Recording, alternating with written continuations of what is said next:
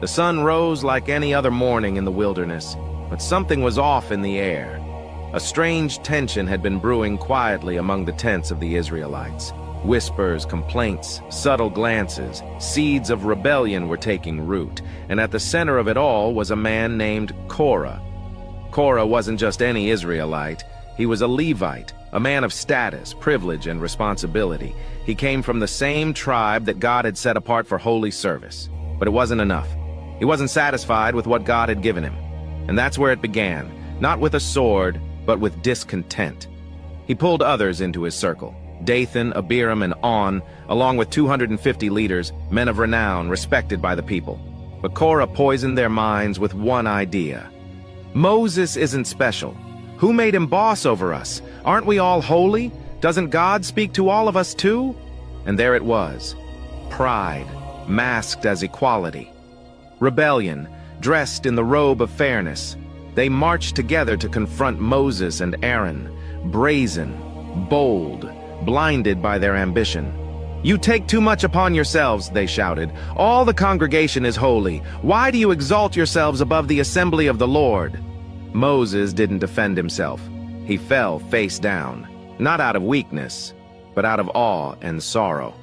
He knew what they were doing wasn't just against him. It was against God himself, so he gave them a test. "Tomorrow morning," Moses said, "you and your followers are to bring censers filled with incense before the Lord. Let God show us who he has truly chosen." And morning came. The 250 men stood at the entrance of the tabernacle, swinging their censers in defiance. Korah stood proud with his arms crossed, thinking this would be his moment. But then, the glory of the Lord appeared. God was angry. He told Moses and Aaron to step away from the entire assembly. He was ready to wipe them all out. But Moses and Aaron interceded. They pleaded with God. "Will you be angry with the entire assembly when only one man sins?" So God gave a warning.